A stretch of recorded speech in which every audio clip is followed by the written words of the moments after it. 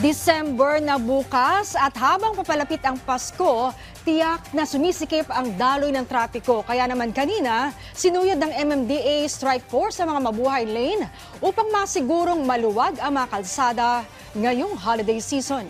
Yan ang ulat ni Karen Villanda. Ilang mga big bike at ordinaryo mga motor ang ipinila kaninang umaga sa labas ng opisina ng MMDA Timog. Ito na kasi ang bagong estilo na gagamitin ng bagong grupo rin na MMDA Strike Force sa paninikit ng mga iligal na nakaparada sa mabuhay lanes. Ayon sa MMDA, ito ay para madaling masuyod ng kanilang mga tauhan ang kalsada ng mabuhay lanes at malinis na rin para lumuwag ngayon na lalapit na ang Pasko. Bukod kasi sa EDSA, mabuhay lanes ang maaring madaanan ng mga motorista. They could return every day sa isang area, madali silang makabalik, and mararamdaman ng mga laging nagva-violate ng illegal parking, yung talagang determinasyon namin na talagang matikitan sila at hindi na sila umulit. Kasi ang instruction natin, every day, dadaanan yung mga areas na dinadaanan namin.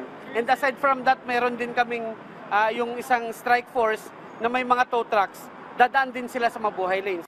At alas 7:30 ng umaga, nag-umpisa na nga ang operasyon ng MMDA. Suot rin nila ang kanilang bagong vest, may body-worn camera at may dalang handheld device para madaling makapagbayad ang mga matitikitan. Buena mano sa tiket ang truck na may tarpaulin pa ng DSWD at nakaparada sa kalsada ng Panay Avenue, Quezon City. Pero nang titikitan na ang driver, bigla nitong tinakasan ng MMDA. Wala ring laman ang truck. Sa impormasyon ng ahensya, gamit ito para makapaghatid ng ayuda sa Tacloban. Kaya tinikitan na lang ang driver. Ito kasi naghahakot. Naghahakot lang sila siguro dito ng bigas. Papunta yan sa pier para maghatid ng relief effort sa Tacloban. So may ano naman kami, lalo na kapag yung mga involved sa relief efforts, nag-extend naman kami ng courtesy dyan kasi in this time of, di ba, emergency din yan, considered emergency yung mga relief operations ng DSWD. So natakot lang siguro yung driver kaya tumakbo. Sa pagsuyod naman ng MMDA Strike Force sa may Rosas Avenue sa Quezon City, 2 armored vehicle naman ng bangko ang natikitan dahil sa pagparada sa kalsada. Paliwanag ng driver, nag-in lang sa trabaho ang kanyang kasamahan kaya pumarada saglit.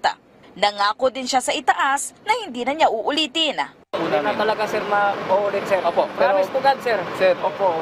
Hindi talaga maulit na sir. Opo, Kahit sir. yung lisensya ko, ibibigay ko sa inyo sir. 1,000 piso ang multa sa illegal parking kung naroroon ang driver sa oras na mahuli ito. Pero kung wala naman at iniwanan ang sasakyan sa kalsada, 2,000 piso ang penalty. Sumunod naman ang operasyon ng pangalawang MMDA Strike Force sa may dalang towing trucks.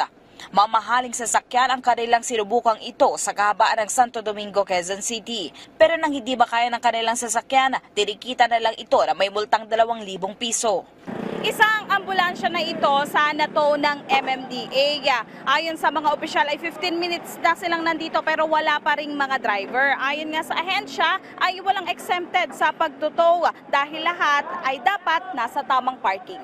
Suma total, umaabot na sa 6 na po ang natikita ng MMDA Strike Force na nakamotorsiklo dahil sa illegal parking sa mabuhay lanes, habang 9 naman na sasakyan ang nato kaninang umaga. Ayon sa MMDA, aaraw-arawin na nila ang kanilang operasyon sa mabuhay lanes gamit ang mga motor at tow trucks. Karen Villanda para sa Bayan.